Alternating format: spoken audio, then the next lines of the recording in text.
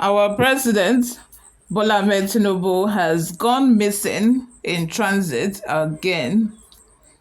Hello and welcome back to Newsroom Nigeria. If this is your first time here or you haven't subscribed to this channel, please go ahead and subscribe. Like this video, leave your opinions in the comments section as well. President Bola Tinubu's overseas travels and exact whereabouts have again become a subject of speculation. On August 29, Tinubu embarked on a trip to China, and Nigerians were told he would make a brief stopover in Dubai. He suddenly reappeared in London on Wednesday.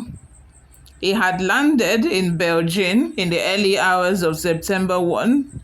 He had a busy week, meeting and signing agreements with Chinese political and business leaders on the sidelines of a forum on China-Africa cooperation.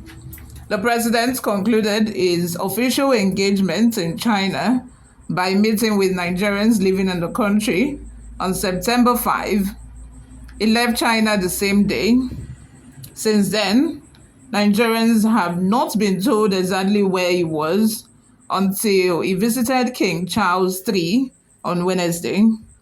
A State House statement on September 6 said that the president had directed that victims of a Maduguri flood should be evacuated and relief provided.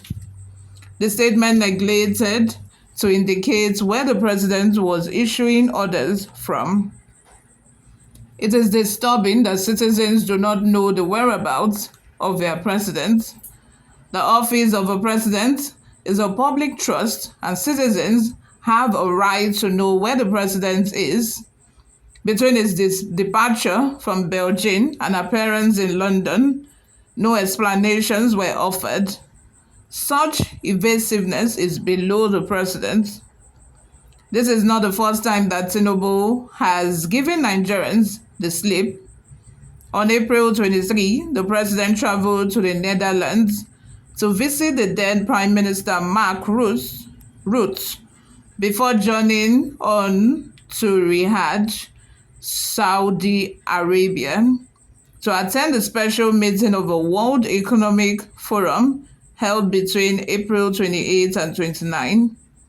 6 days after the event, he had not returned, and Nigerians started asking questions, which were met with silence by the presidency until May 8, when it revealed that Tinubu would be returning from Europe the next day. On January 24, Tinubu left for a private visit in France, details of which were shrouded in secrecy and set off else rumors until his return after 2 weeks. On August 19, Tinubu flew for the first time in the new presidential jet to Paris, France, for what the presidency described as a brief work stay, details of which were not given. He returned after 3 days. While the president has been away, the home front has been in disarray, with the petrol crisis lingering for over a month and floods overtaking many states, including Borno and Bauchi states. Terrorists and bandits have been running riots as usual. Such situations require the leader of a country to be on ground, rallying a response and finding solutions, not taking extended holidays. The president should appreciate the weight of his responsibilities, pontificating in China after the necessity of petrol subsidy removal being the magic wand to bridge the country's massive infrastructure deficit when citizens at home are spending 16 hours in petrol queues is insensitive.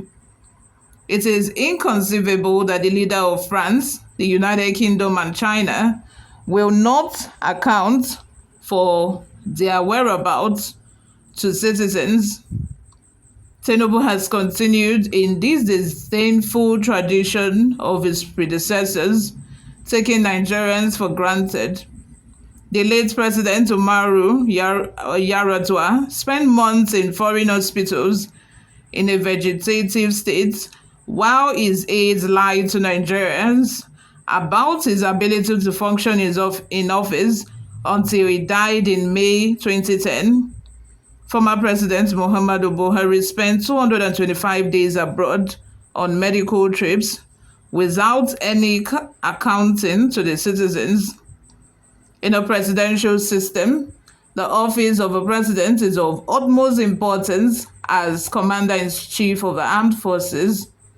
The President of the United States travels around with the country's nuclear codes. Americans know where he is always. Democracy means accountability, and Tinubu should know. A penchant for the president to undertake surreptitious visits to foreign capitals diminishes the office. What do you all think? Let me have your thoughts in the comment section. Before we go, let's take a look at some of the reactions we got online. Samuel NS says, I wish he will not come back again to Nigeria because he's a devil incarnate. And I think that this is the feeling of most Nigerians right now, because most Nigerians are looking at him as if he's a devil. Like, of which it's feeling like that, so including me, because all what is on every Nigerian's mind right now is that why will somebody just wake up and decide to inflict this much hardship on Nigerians, on its citizens? How? Why? Did we offend you? Because he's looking at say this one a revenge. This one a revenge of what we did to him during the electioneering period, and it's just so. I think that you being the president, that is a position of trust. It means Nigerians trust you. Although some people who argue that it was not voted for, the election was rigged, let's just assume that we voted for him because it's now there and there's nothing we can do.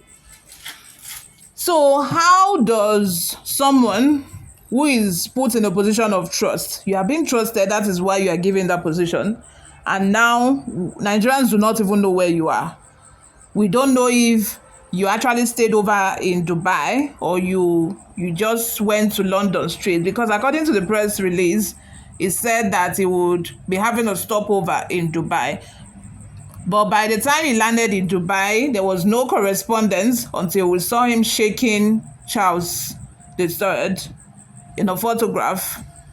So what happened between then and then? Nigerians need to, need the presidency to fill in these gaps for us, because how can we not know where our president is at all times?